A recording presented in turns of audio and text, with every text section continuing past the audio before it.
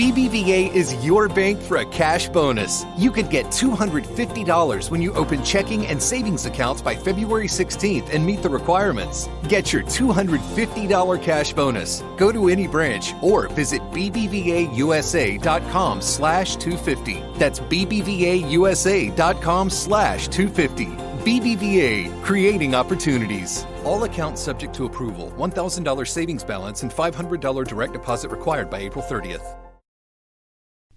The following is a Hoop Ball presentation.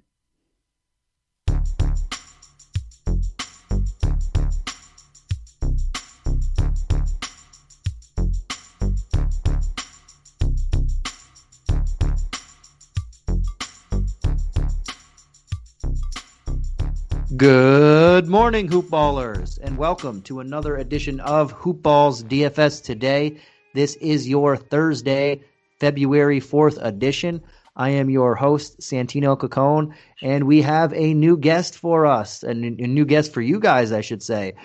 Welcome, everybody, to Jaron Foster. He is our newest member of the team here. He's going to be doing a lot of articles, a lot of stuff on Discord and whatnot, but he's going to be filling in for Mike tonight.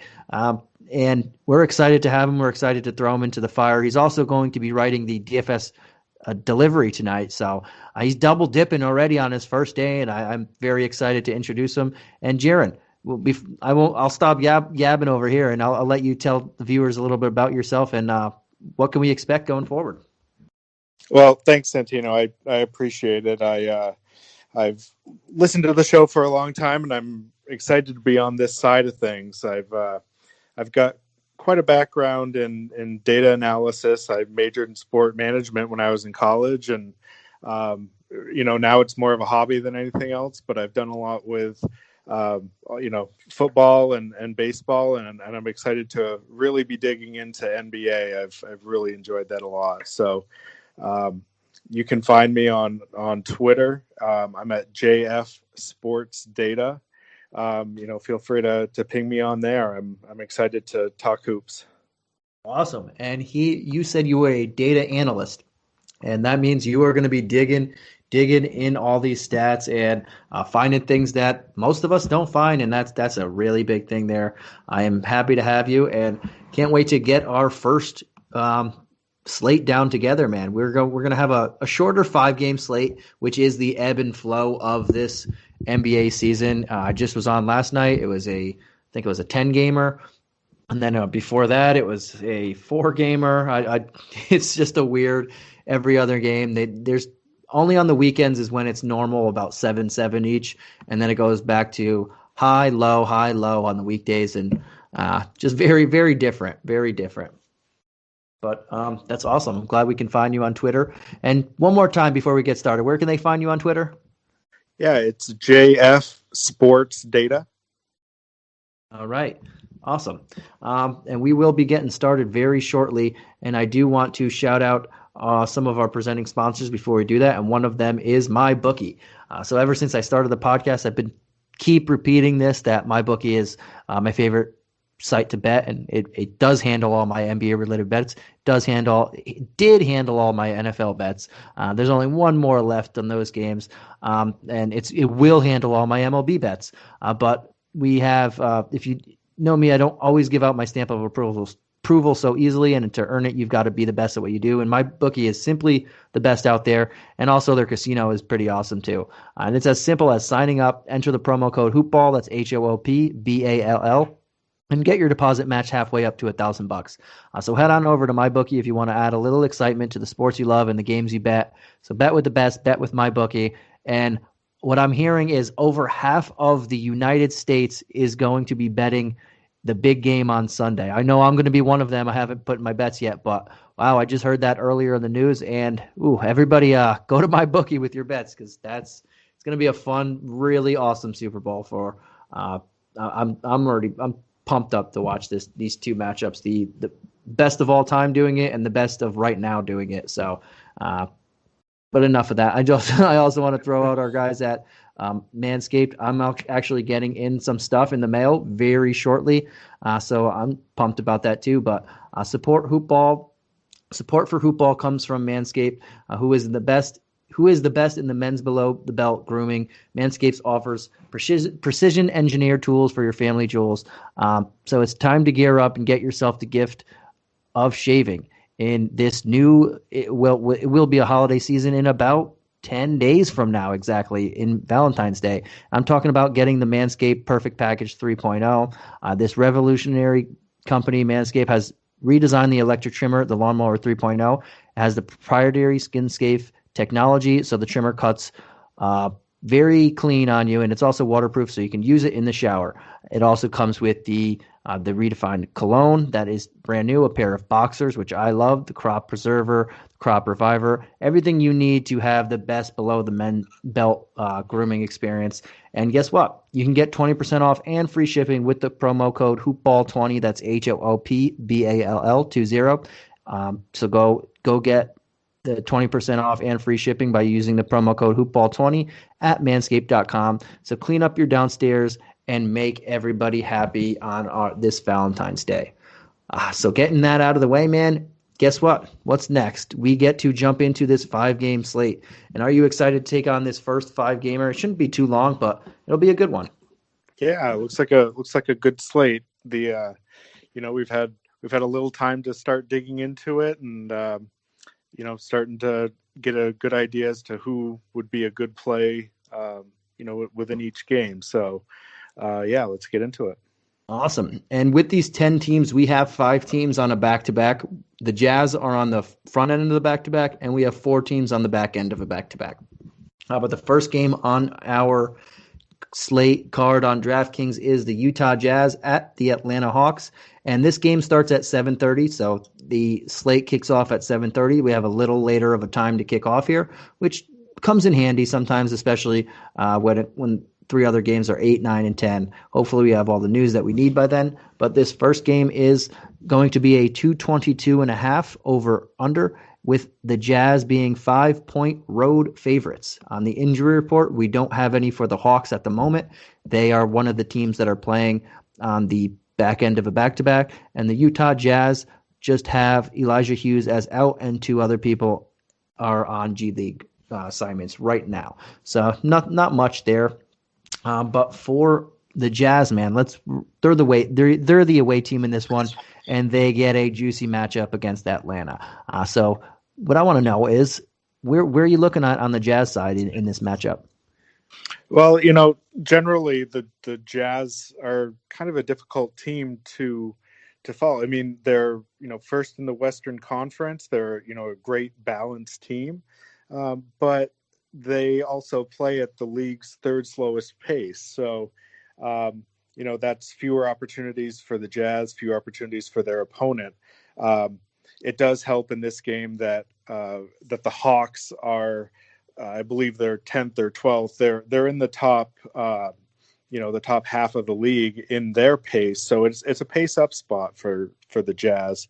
I do like Mitchell and Conley in this matchup, and to an extent Clarkson as well. But being able to face Trey Young is a good way for players that are coming off of, they've had a day of rest, whereas the Hawks are playing right now. Mitchell seems, he had a couple of off games, then he had whatever happened there with Shaq. But he seems motivated now, and he put up a really good performance, on what was at this point Tuesday night against the Pistons. He put up 44.5 DK points.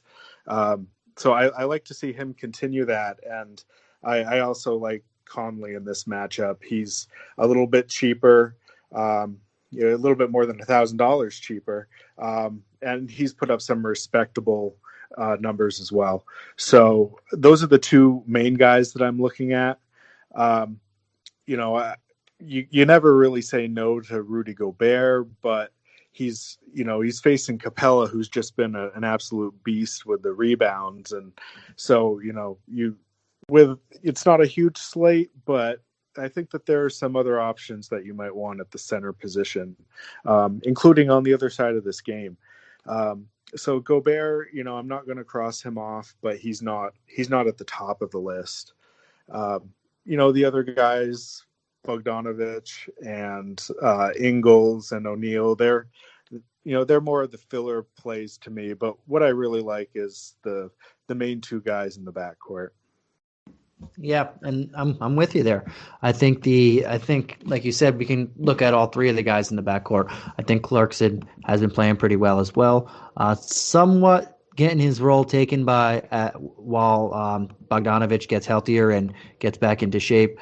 He's been taking a lot of Clarkson's type of usage with the second unit when they're playing together. But I think he's still decently priced at 5-6 in this matchup. But yeah, I like Mitchell and I like Conley the best in this matchup.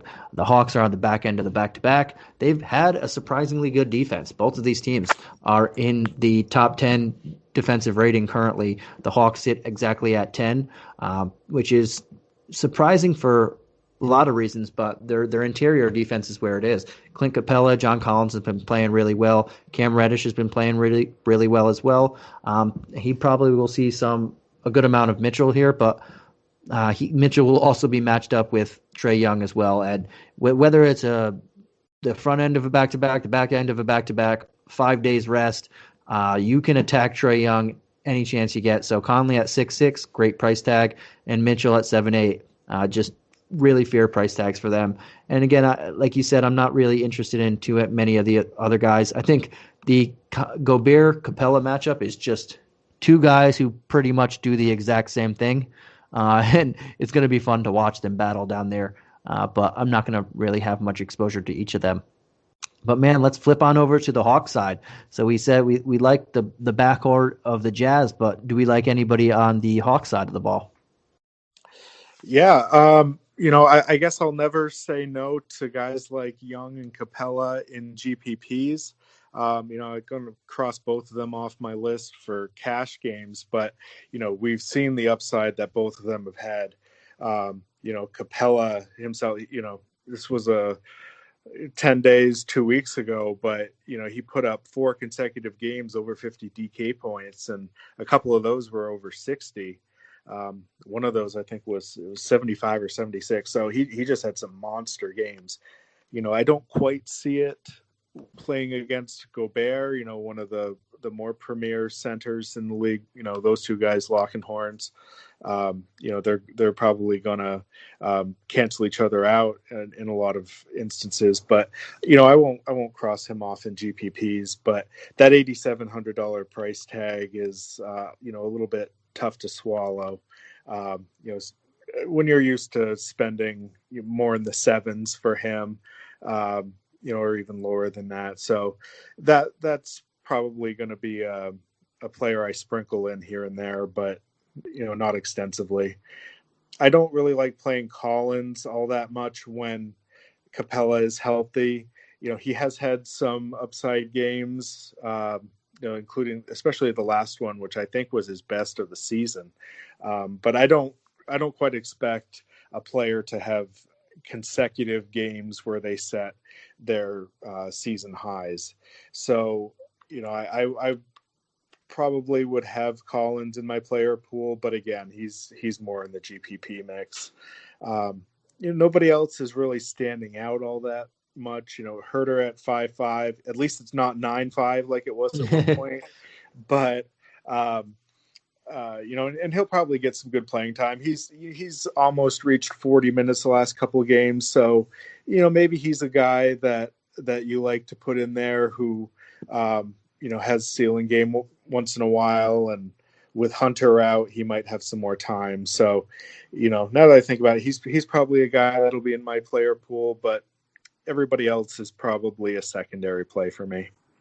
Yeah, and I'm with that. I think Herter's the one guy I would look at on this team, not just because he had and we record these late the night before, so not just because he had a 21-10 game the night tonight and played 39 minutes, but this is the back end of a back-to-back. We already don't have Hunter. We don't have Dunn. Bogdanovich is out. We might not have Gallinari because it is the second night of a back-to-back. He's been eased in anyway, but I don't know if he's ready to play back-to-back games. He's barely reaching 20 minutes as is. Tonight was the first time he did that, but I don't know if he plays anymore anyway, and that gives extra minutes to these wing guys. We'll probably see Solomon Hill play extra, but he would only be a GPP dart throw because he is the minimum price. It's a hard matchup, but at minimum price, if he's going to get not a starting job, but a 27-minute role or something, that's something you can take. But yeah, I'm not going to play Capella. I just don't like 8,700. Same thing that I said last night. He was 8,800. Did not like the price tag. Only $100 difference and a much worse matchup. I'm not going to play him there. Trey Young, I don't mind 93. I just don't like the matchup. I think we have other options here that I feel more comfortable with. Collins, not bad, like you said. He'll probably be in my GPP player pool, but no, I don't think he's going to do back-to-back 50-point games against this tough defense. The only person, like I said, I'll be looking at regularly is Herter, and then maybe if we do get news that Gallinari's not going to play, then maybe I'll give Solomon Hill some GPP pump play type of activity there. But pretty much on the same page with you, man. So that was one game where we were pretty much in sync, and I like it. I'm right with the data analysis guy. Yeah, let's flip on over to the number 2 game here. This also starts at 7:30 p.m. This is the Warriors at the Mavericks. Again, Mavericks are on the second night of a back-to-back. They just played these exact Hawks that we just mentioned. But this one does not have a spread as of yet. We don't have an injury report for the Mavericks, but we're going to have to keep a big fat eye on Kristaps Porzingis. He played a back-to-back earlier in the season, and then recently they came out and said, I don't know if he's going to play a back-to-back again. He didn't play it the other day, and I think maybe they prematurely played him earlier in the season, so I don't think he'll play tonight, and that opens up a lot of avenues for not only the people behind him, but the main usage guys that we'll have to keep an eye on. But for the Warriors, we do have an extensive injury report. So we already had no James Wiseman. We know that. I'm not even going to mention the 3 people that have been out all year and then aren't coming back, but we already had no James Wiseman. Now we have no Kevon Looney, and we also don't have Jordan Poole got sent to the G League. So there's a lot of opportunity in that front court, man, and we're going to start with the Warriors. They are the away team. And where can you look? Can you go to Steph in this inviting matchup? And outside of Steph, where can you look? Yeah, I think I've always got Steph in my player pool. Especially with he's facing a team that, like you said, is going to be on a back-to-back. Steph himself is coming off just a monster game against the Celtics on Tuesday night. He dropped 38 points, and he got some of those secondary statistics. He got the rebounds and the assists. He combined rebounds, assists, and steals. He got over 20. So he just lit it up, and I don't expect that again. But at the same time, I'm not going to put it past him to meet some pretty stellar statistics. He's done that across the board. He is at 9,800, where he's approaching the $10,000 mark, but I'm okay with paying that. On the other side of the ball, we'll talk about it in a minute, but Luka's probably going to be tasked with doing a lot. So on the offensive side of the ball, carrying the team, and I think it's going to be a back and forth with these 2 stars all night long. So I'll definitely have some Curry in my GPPs. Yeah, and I'm with you. I think he's a solid GPP guy.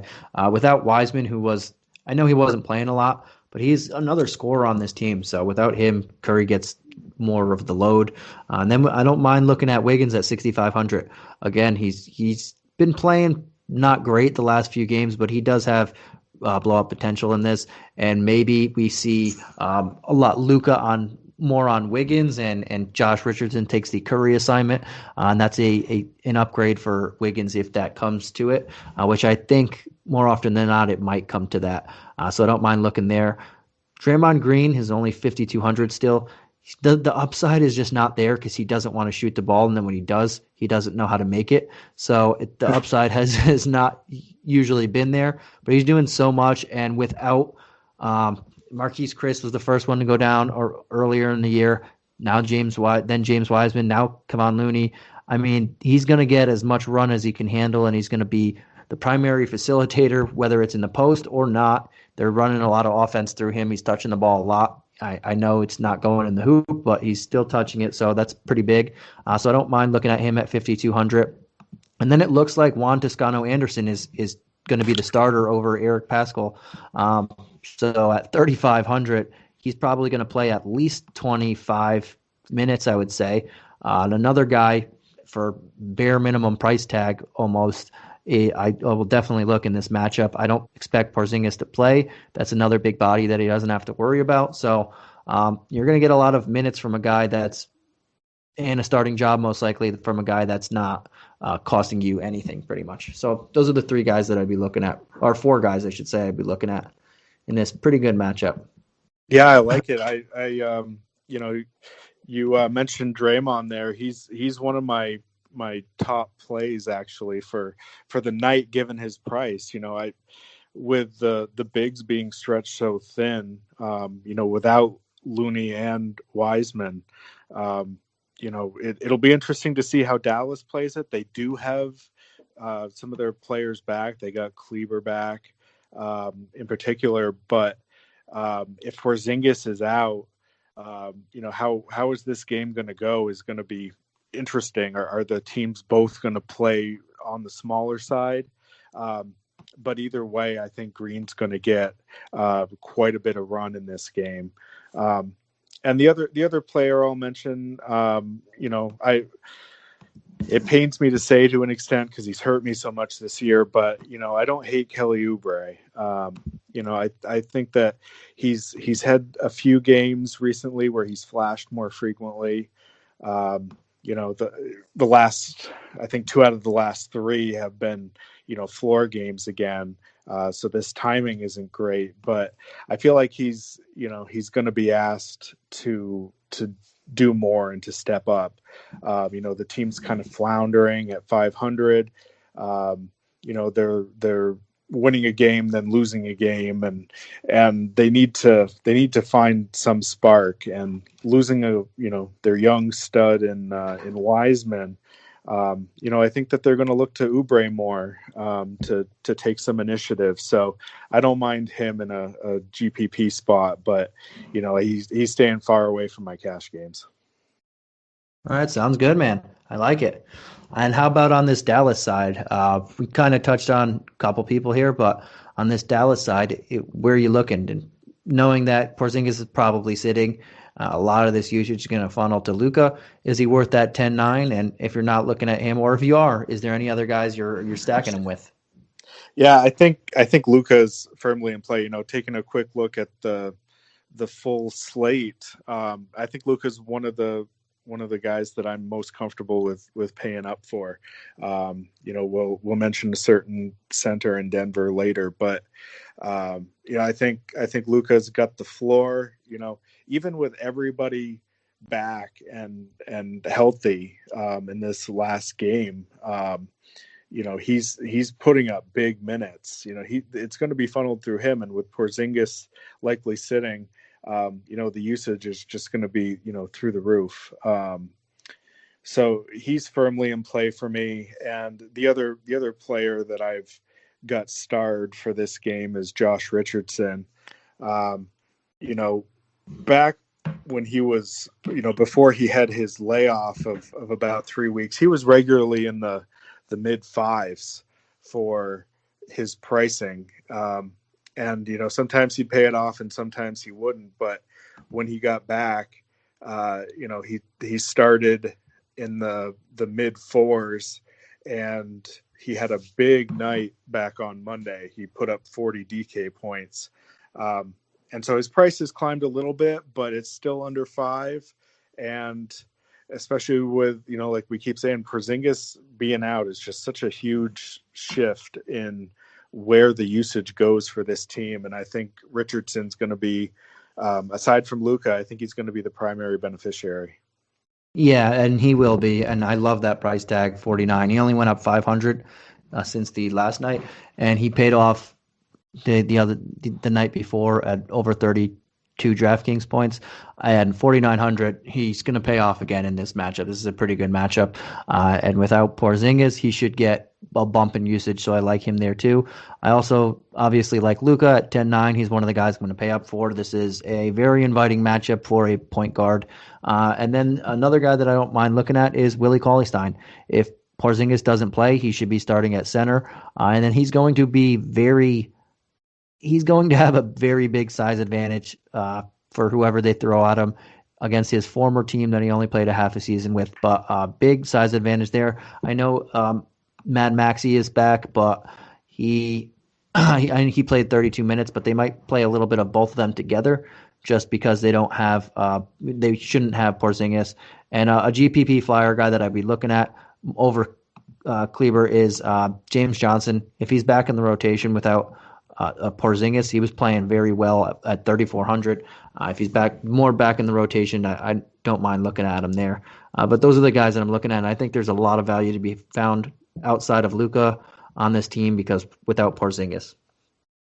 Yeah, and before we go to the next game, one other guy I was going to mention, just strictly for punts, and you might see his name in the article tomorrow for the DFS delivery. But I'm looking at Kent Bazemore. He's not the bare minimum, but he has been in recent weeks, and he's only at 3,300. He's playing at least 10 minutes a game. Sometimes he's pushing 20. And in some of those games, he's got at least 1 fantasy point per minute. So he's returning value pretty well. So if you're trying to get a stars and scrubs type build, or even, just trying to put in some of the higher end guys on this slate, and, you're trying to find some value, one guy that I would consider looking at is Kent Bazemore. Nice, man. Now we're going to go with the third game, middle game in this one. This starts at 8 p.m. It's the only one that starts there. It's the Portland Trail Blazers at the Philadelphia 76ers. The Sixers are on the back end of a back-to-back, so we don't have a full report on that. And we have to keep an eye out on Joel Embiid, of course. But the Blazers do have an injury report, and we have Derek Jones Jr. and Damian Lillard. I saw that on one of the news cycles before. Someone called him Lillard. Damian Lillard, both questionable. And we have Nasir Little, who came off a heater, and now he's going to miss 2 games, but he's out for this one again. And then McCollum, Nurkic, and Collins all out. Pretty big, extensive injury report, and obviously the big name to watch here is Lillard. Is he going to play? I assume he's going to play. I know he suffered an abdominal injury. He said he could barely walk before the last game. But if he doesn't play, man, this team is going to be going on a massive losing streak. But it's definitely news to watch out for. Even if he plays, he should be limited. And for me, I'm not going to pay that price tag, knowing that and knowing the other options that we have. But how about you, man? What are you looking at on this Blazers team? Yeah, there's really not a whole lot that appeals. I think a lot of it is going to have to go up to the game time, seeing what the news is. There's sometimes been a question mark recently as to if Embiid is going to do a back-to-back, or if he does, how extensive is his play going to be? And if Lillard is out, how much is the blowout going to be factoring into this? So, between a back-to-back and also the potential for a blowout, there's just so many questions in this game that, I'm currently not really on anybody on the Blazers side of it, pending news, and even on the Philly side. I don't want to get ahead of us too much, but there's just so many question marks that I'm going to write down some players, probably some of the usual guys, but I'm not sure if any of them are necessarily going to make, the final cuts if I'm doing a single entry. The game could just go one of so many directions that I don't know if anybody's really safe in a cash game. Yeah, and I'm close there. I can't really lock in a guy like Kanter, even if Lillard doesn't play, if Embiid plays, because that's just going to really hurt him. But there are 2 guys, I should say, I'm looking at are Anthony Simons at 4,600. if Lillard doesn't play, he's going to start at the point guard position, and he's going to get a lot of usage. So I don't mind looking there. And even if Lillard does play, this could turn ugly anyway, and he's going to still get a lot of minutes. So I don't mind looking at him at 4,600. I think that's a fairly fair price tag. They took him off the injury report entirely, so he looks healthy, and he should be healthy and ready to go. And the other guy I would look at, especially if Lillard doesn't play, is Melo at 4,900. If Lillard doesn't play, Melo, whether he starts or not, he's going to be first. He's going to eat first and shoot as many times as he humanly wants to. He might not make half of them, but he's just going to get I can't imagine him not taking 20 shots. So at 4,900, if Lillard doesn't play, he's the one guy I can see that can create his own shot on this team and will try to as much as possible. So, but if Lillard does play, I think Simons is the only guy I'm really looking at, just because not really many people against this Philly defense can get their own shot. And I don't know if it turns in ugly. There's too many variables in this game for me to look at as well. Yeah, I'm with you on that. And one last name, because I do like looking at potential values, because they especially on only a 5-game slate, they might be tough to find. But either if Embiid does not play, or in the event that you think it's a blowout, I might consider Harry Giles. He's at 3,100, just barely above minimum. And regardless of whether the Trailblazers, were ahead or far behind, as was the case a couple of times, he's played, at least 10 minutes, and kind of like Bazemore, he's at least a 1 fantasy point per minute guy. So he's another potential value guy. Might be a little tougher to fit in depending on who you like at the center position. But he's another guy that you can consider if you're bargain basement hunting. I like it. And how about on the Sixer side? Again, this is the back end of a back-to-back.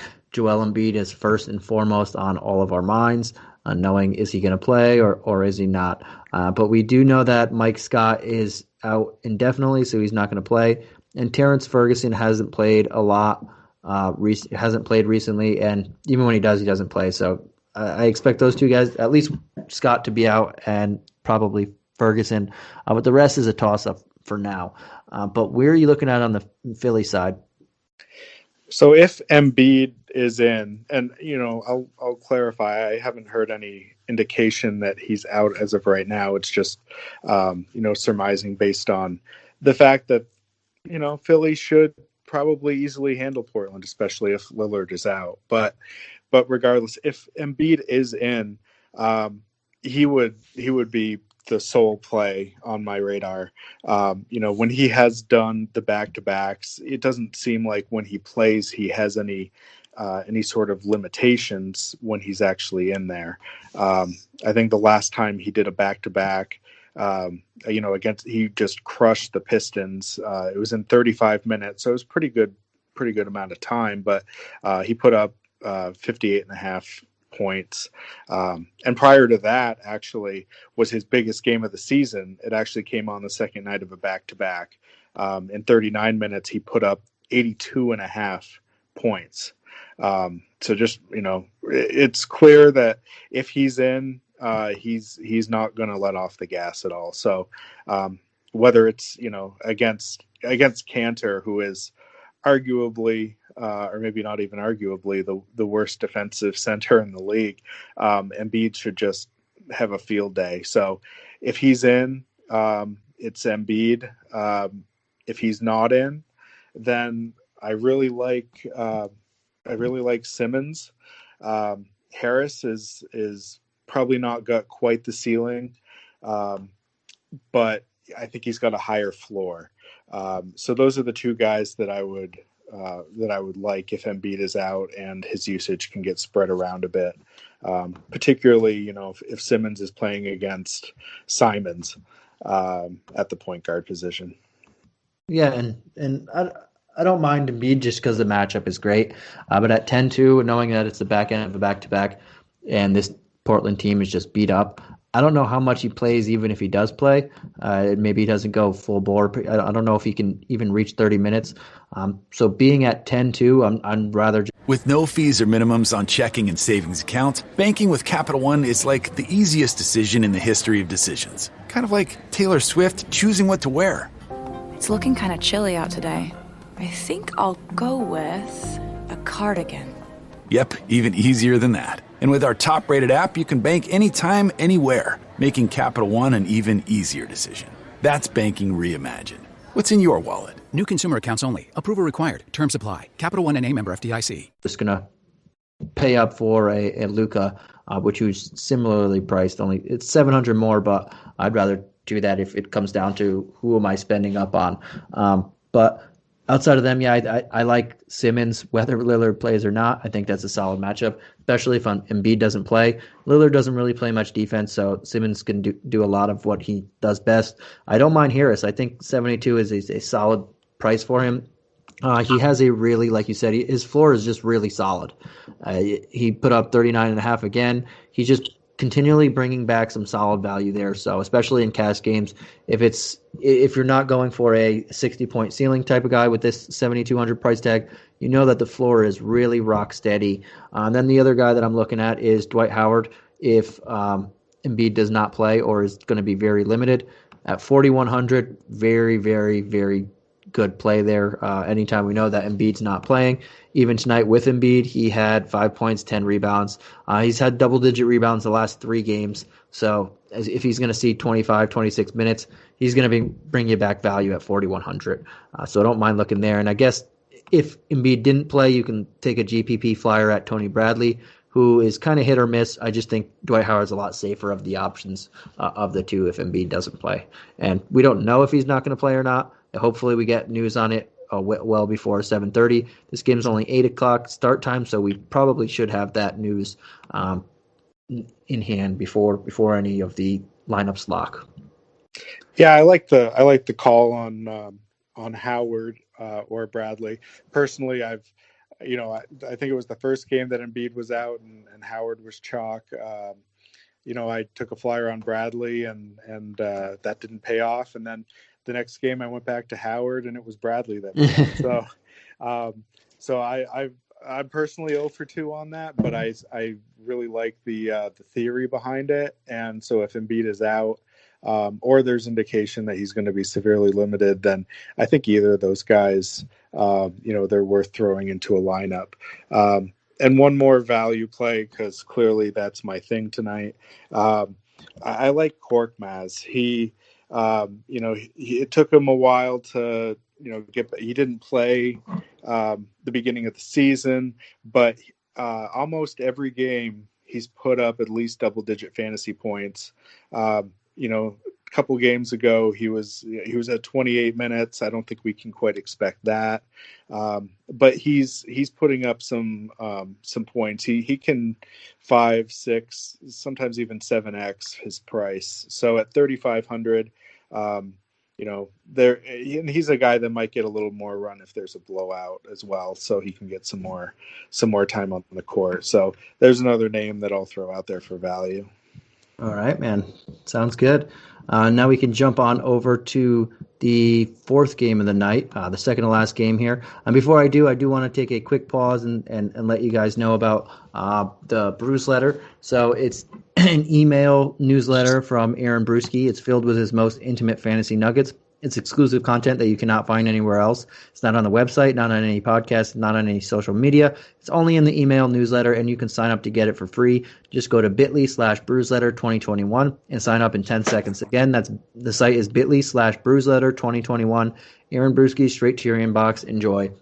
A big one just came out the other day. It was massive, the first one.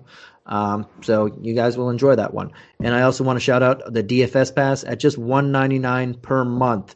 You guys can sign up and get everything that we have to offer, all of our articles, whatnot. And the best thing out there for us is the Discord, and get to chat with the pros and hang out with myself, everybody else on the team, Jaron, and answer your questions up until lineup lock and see, hey, Embiid's not playing, where should I go? Or whatever the case may be. Who do you like out of these two guys? I'm thinking of so-and-so to fill out my lineup against so-and-so. And we're there to answer it every night, 7 days a week. So for $199 a month, the price of a cup of coffee, a small cup of coffee, you can get up to the minute, last minute, up until lineup lock help with our guys and one-on-one help.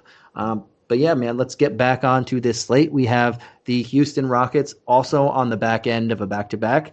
They got thwarted by the Thunder, who didn't expect that one to happen. An undermanned Thunder. They got beat up really badly, but we don't have an injury report for them. We do know that John Wall did not play on Wednesday. Don't know if he's going to play on Thursday. There wasn't anything there. David Nwaba did not play on Wednesday. I don't think he'll play on Thursday. They said he was going to miss a few games. But Victor Oladipo did play on Wednesday, and it was reported that he will play on Wednesday and is unlikely to play in this game tonight. So we'll see if that changes after getting beat up so bad. And Christian Wood just came back from injury. Maybe he's not ready for a back-to-back. There's a lot to sort out, but I think Wood will be playing. And on the Memphis Grizzlies side, we have an extensive one. We know that Jaren Jackson Jr. and Justice Winslow are never playing, apparently. But Jonas Valanciunas is not playing. Grayson Allen's still out, both with health and safety protocols. It seems like forever. They were supposed to come back, but no. Killian Tilly is not out, or is out. Sean McDermott's out. Jonte Porter is now in the G League. So pretty big injury report there, but let's start with Houston. A lot to cipher through with them as well. But where are you looking at here? Knowing that at the very least, Victor Oladipo is quote-unquote unlikely to play in this game. We don't know about Wall, but we know Oladipo is unlikely. Yeah, I think that my expectation would be that Wall would play without Oladipo, especially without Oladipo. My understanding is that Wall's absence has been, injury management and is just not wanting to do back-to-backs. But when he has played, obviously he's put up some solid points. He's not reaching the 50 or 60 point level, but he is getting, in the 40 range. So he's getting, 5 to 6 times his price, which is, it's a pretty decent return. So I do like Wall. If he's playing, Morant isn't the greatest defender, so I think that would be a good matchup for him. I do really like Christian Wood if he's not indicated to have any sort of minutes restrictions. As you mentioned, he is just coming back after a short absence, and his minutes have actually declined each game. So between that and his $8,800 price tag, it's at the top end range of where he's been all year. It's a good matchup, but I would only put him in GPPs. I'd be a little concerned about how much they're planning on using him, even with Oladipo out. Yeah, and in this matchup, I forgot to mention that we do have a spread for this one, and it is a 225 over-under. It's out of the 3 spreads that we have, it's the highest one, and the Grizzlies are 1-point home favorites, which a little surprising after seeing the Rockets get thwarted by the Thunder. But if Wall plays at under 7K without Oladipo, I can go to that very confidently, even in a matchup against the Grizzlies that are tough. The Grizzlies are a tough defense. Morant, not so much, but under 7K for Wall if there's no Oladipo. I really like that price tag. Probably won't go to Wood at 88 on the second night of a back-to-back. Just don't know if he's fully there yet. So he's more of a, like you said, a pivot play in GPPs, but not a cash staple of mine. But another guy I wouldn't mind looking at is Eric Gordon. If Oladipo doesn't play, and we're getting him at under 6K again, a little bit of a price bump since the last one. But anytime one of those two big usage guys, Depot or Wall, sit, Gordon gets a bump himself, and that's still a solid price tag where we can go at him here. And those are probably the only 2 guys I'm looking at in this particular matchup, assuming that Oladipo doesn't play. If Wall doesn't play, then I'm definitely going to go to Eric Gordon. And then now I'll have to look at Christian Wood even harder on that one, just knowing that he's going to be the first option on the entire team. Yeah, and if this is, if there's news that, Wood might be limited in any fashion because it's a back-to-back. Maybe I wonder if he has anything lingering from when he was absent. Cousins would potentially be in play. He played so well when Wood was out, and he's at 5,100.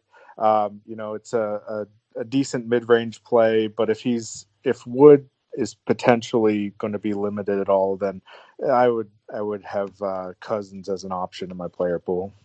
All right, man. But how about on this Grizzlies side? We still have all these injuries out there and so many key pieces on the team missing. Where can you go in this environment against the Rockets team?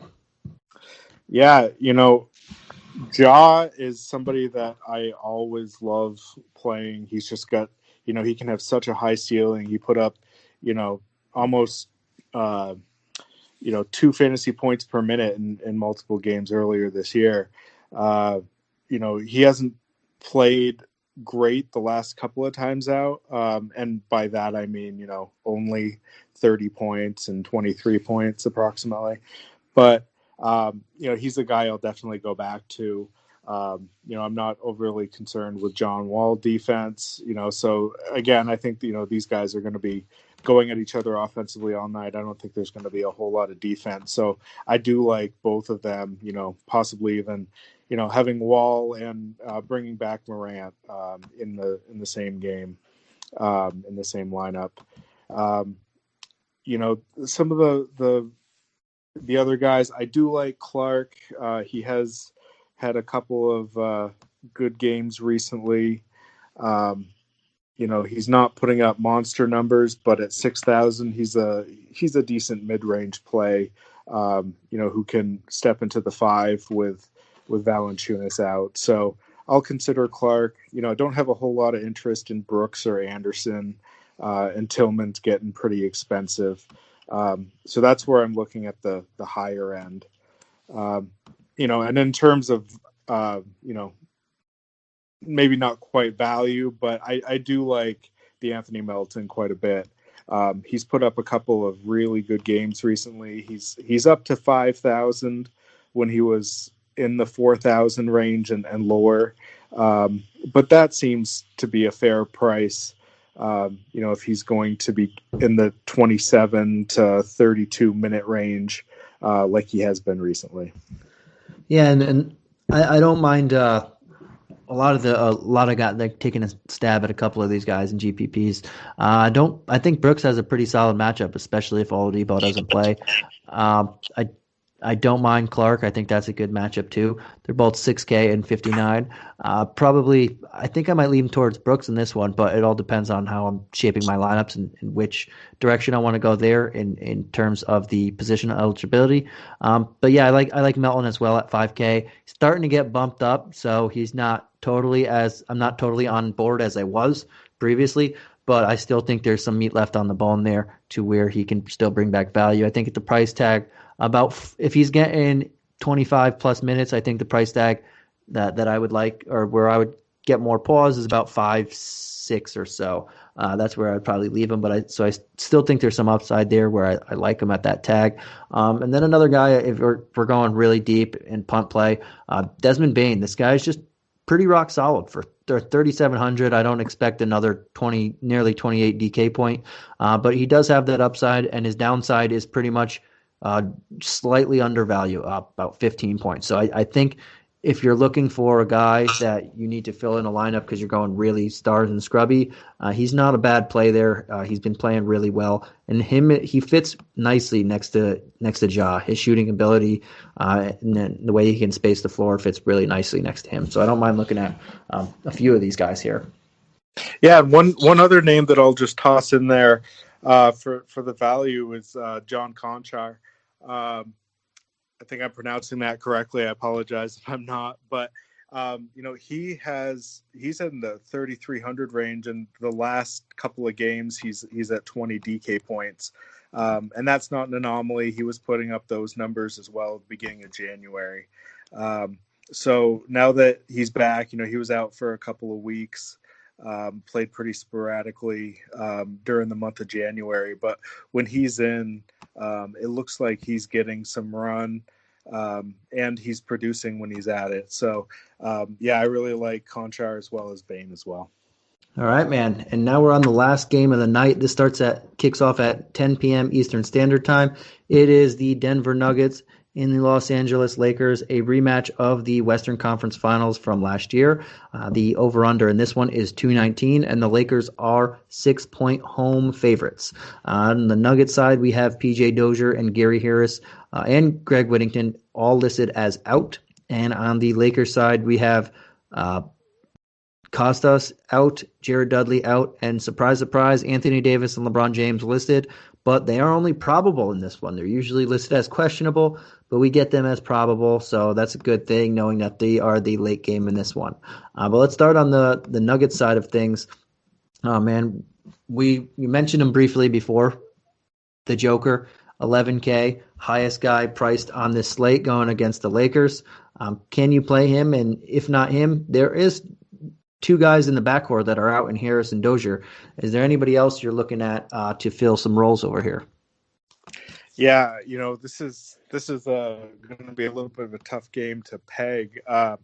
It's going to be a real fun game to watch, I think. So I'm definitely gonna have my eyes on this one.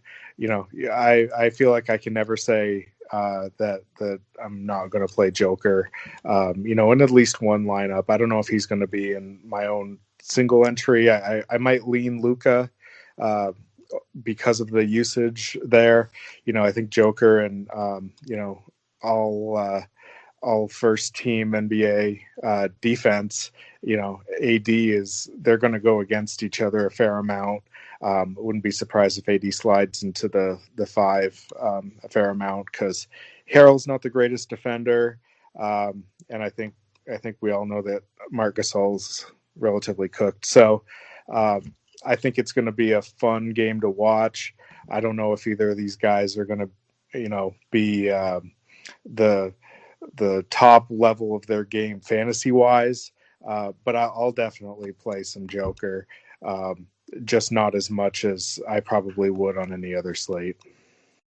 Yeah, knowing that we have Luka also here and a slightly better matchup, probably going to have some more of him there, but Jokic. BBVA is your bank for a cash bonus. You could get $250 when you open checking and savings accounts by February 16th and meet the requirements. Get your $250 cash bonus. Go to any branch or visit bbvausa.com/250. That's bbvausa.com/250. BBVA, creating opportunities. All accounts subject to approval. $1,000 savings balance and $500 direct deposit required by April 30th. It takes thousands of hours to become an astronaut, right, Nina? Oh, I'm not an astronaut. I'm a design consultant at the Container Store. But you explore space. I help you find space with our Alpha Closet systems. And you're an expert. Pretty good at it. And you use satellites to communicate. I'm doing more virtual in-home closet designs, but I wouldn't say... We salute you, astronaut Nina, for helping us find space. You're welcome. The Alpha Sales Bonus is here. Earn up to $500 in credit now through February 7th at the Container Store, where space comes from. Played fantastic in this conference finals last year, so even though the matchup is tough, and even though now they went from two solid defenders in Howard and McGee to now Trez, who he ate up the round before, and Marc Gasol, whose big body is just still rock solid as a defender, I don't mind going to Jokic as well. But that 11K price tag, I know it's only 100 more. Sometimes it's hard to fill, but there's not a great deal of centers that I have talked about on this slate yet.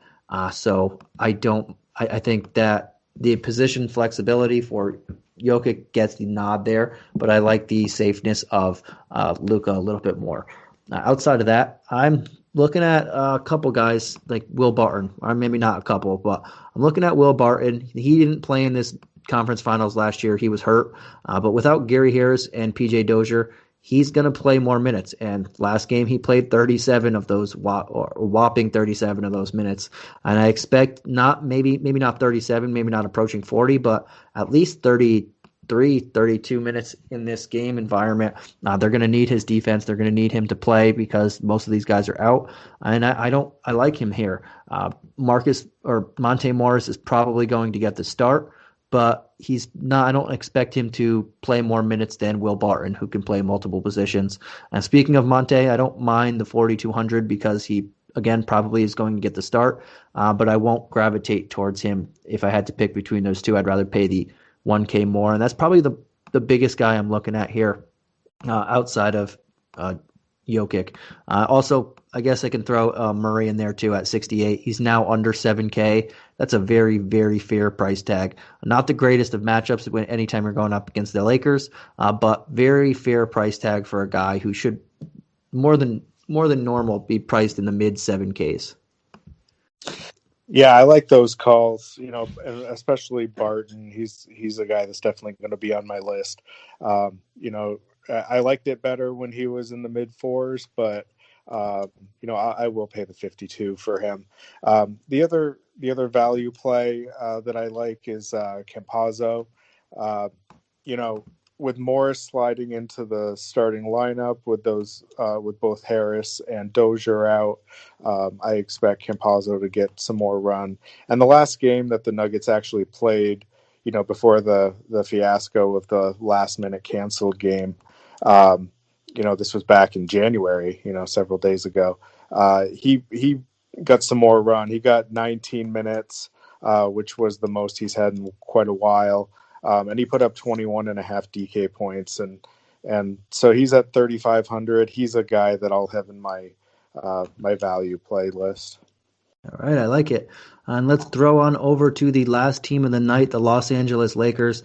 We have good news that we have LeBron and AD probable, so we don't have to worry about that too much. But where are you going on this Lakers team? They're both near 10K now. LeBron's been playing really well. AD hasn't really played like AD lately, but he is AD, so there's always that upside.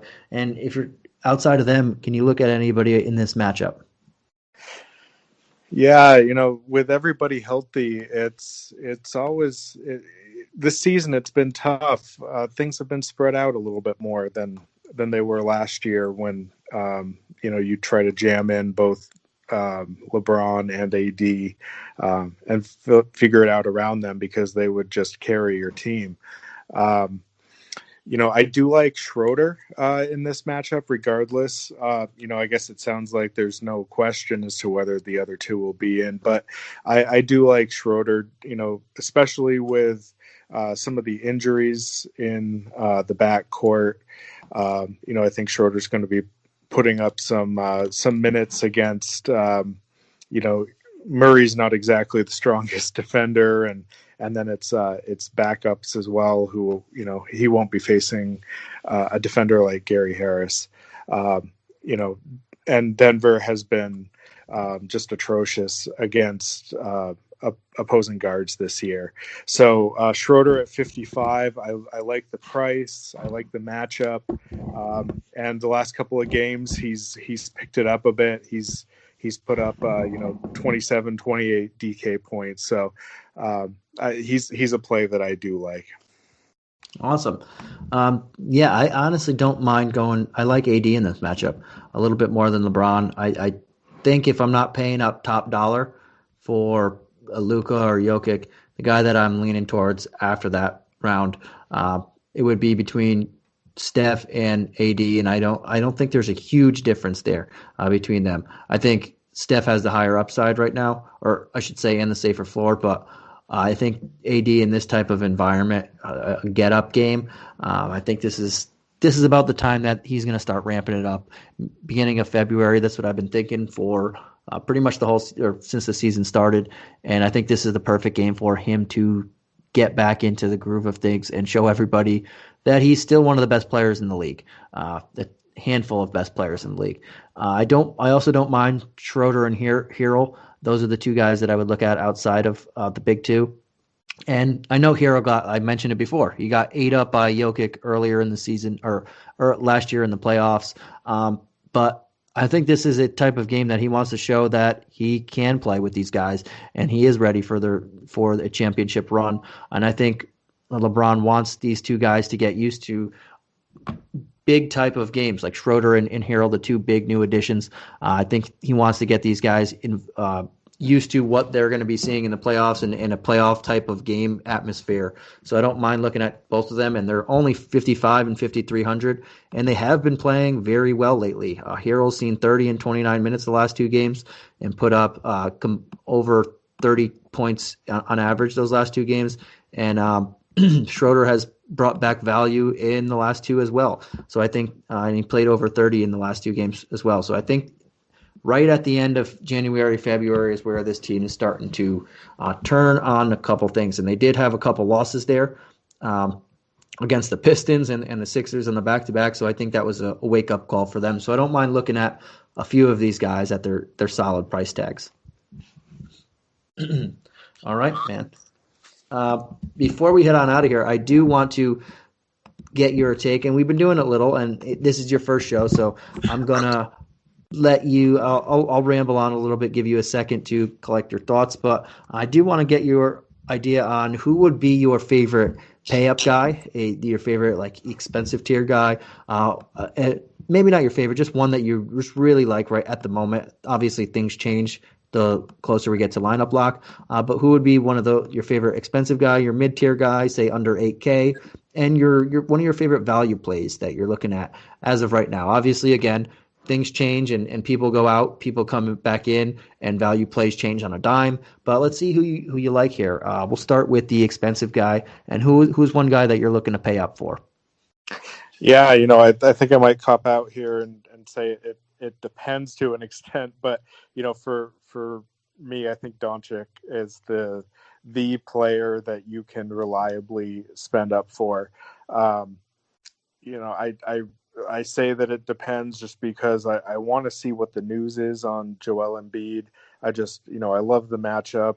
I'm not afraid of the back-to-back if he is playing, but I think it really depends on the news as to whether or not his team will limit him, because he's certainly not going to limit himself when he's out on the court.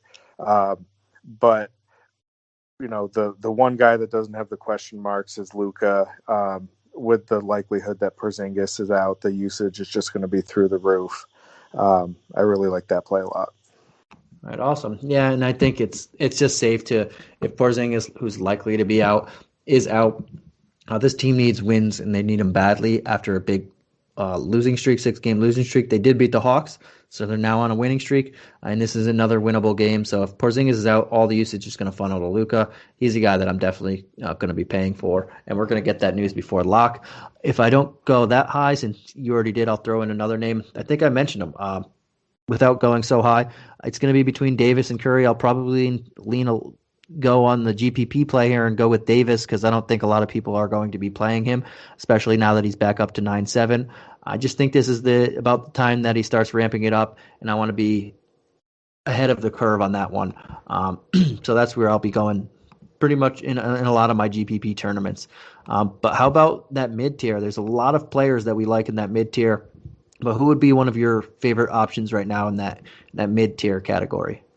Yeah, looking in this price range is it is a little tricky because I think I'm definitely going to have at least one build where it's all mid range. I might not pay up for anyone, but I also might be looking in the 45 to 6,000 for a good part of the lineup. There's a lot of nice plays. The one guy I'll mention is at the top of that range is Eric Gordon. You brought him up. I agreed with a lot of the points. He just seems like he's going to have such a safe floor. Oladipo being out, question marks with Christian Wood, and Wall is. I would be surprised if he doesn't play, but I think that Gordon at the very least is going to be the number 2 option for the duration of this game in that offense. I really like that play. Yeah, I like that. And I'm going to stick on the same team, and I'm going to go with John Wall as one of my guys that I'm going to be heavily targeting in the mid-range. As of now, I want to just make sure that he's only sitting because he's resting and he's not actually in pain or anything, and there's no minutes limit. But if he's going to play 33 minutes or so with no Oladipo, we saw what he was doing earlier in the year. Ja is a guy that we can attack and at under 7K. Very, very reasonable price tag for me to pay on him. If I'm going to go expensive with my big men, I like him in the mid-tier range as an option. But again, I'm going to have to follow the news and hope that we get something on there, some concrete news that he's going to be playing, one, and two, that it was just a first end of a back-to-back, which probably makes sense if Oladipo is likely to sit the second one. They're just scattering both of these guys. So that's what I'm going with. But if that changes, then it changes, and then I'll have to change as well. But how about on this value tier, man? And who is a value play that you're just really in on right now? I mentioned quite a few of these guys. I think at the top of the list is Konchar. I liked your mention of Baine as well. It'll be interesting to see ultimately what they do, because he's listed at both shooting guard and small forward. They've got they've got Brooks and Melton, who are both getting a lot of run in that range as well. But Baine's getting his minutes. I like him, but I'll go with 3,300 for point guard, small forward combination for John Konchar. You can fit him into several spots, and he looks like he's firmly in the rotation, and he's firmly putting up a point per minute. So I really like putting him in there at the top of the value list among all the other values that we discussed. I like it. And I'm going to go with, there's two big guys that are just slightly over 4-1 that I'm going to pass on, in Willie Cauley-Stein and Dwight Howard, because we don't know if officially if the guys in front of them are going to sit. But I'm going to go at 3,500 and look at Juan Toscano Anderson. He started the second half when Looney went out. And that wasn't the first time that he started when a Wiseman wasn't playing or a Looney wasn't playing. He started earlier in the season, and it was a surprise to many of people. And he started the second half, it started by starting the second half, and it was a big surprise to many people. But it's clearly something that Steve Kerr likes. He likes that matchup. He likes throwing him in. He's not a big guy. He's only 6'6", but they like putting Green at the 5, bumping Oubre down to the 4, which he plays much better at. Wiggins can play small forward, or Toscano Anderson plays small forward, either or, whatever they want to combination they do. They like starting this guy, and if he's going to see 26 to maybe even 30 minutes or so in a very fair match, a good matchup against the Mavericks, I mean, there's not many people you can peg for 30 plus minutes at 3,500 and below. So I'm gonna play a fair share of him, and I'm assuming that a lot of people are gonna go that way as well. Yeah, I think people are gonna, if people are keeping an eye out for the starting lineups, I think there's going to be a lot of interesting news that, be ready to pivot depending on, if some of these players that we've discussed are in, or discussing that there might be minutes limitations. Several of these teams are on back-to-back, so the news is going to be important to follow, as well as some of the advice that we've given. All right, man, and this is it for our first show. And before we go, you did throw a little in there. I want to say, if you want to say anything else, tell the viewers your last thoughts, and tell them where they can find you on Twitter and whatnot. And guys, give the guy a follow. He is a sports data analyst, and it's awesome to do a show with you and have you on the team. And I can't wait to do more shows with you. But what do you have to say before we head on out of here? Yeah, I really appreciate the opportunity. I'm really looking forward to being a part of the team. I've spent a lot of time in the Discord the last couple of weeks, and really enjoying that. Trying to help update as I'm seeing starting lineups and inactives, and any questions for advice in the DFS channel.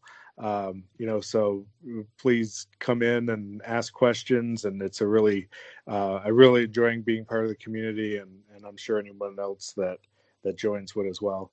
And also feel free to send me a message on Twitter. I'm always happy to talk sports. It's JF Sports Data on Twitter. Awesome, man. And again, good to have you. And you're going to have the DFS delivery tonight, guys. So by tomorrow, so keep an eye out on that. And I can't wait to read that first one as well. So on behalf of myself, Jaron, and the rest of the DFS Today community, our team and community, I guess, good night, guys, and we'll catch you again tomorrow. Tomorrow should be Dave and Chuck will be tackling it together. Brenton's going to have the day off as well. So catch you again tomorrow, and I think it's back to a big slate, which is the standard for how this season has been.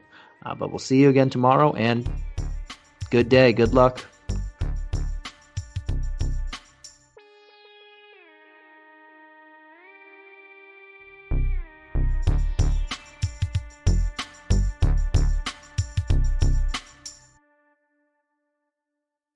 This has been a Hoop Ball presentation.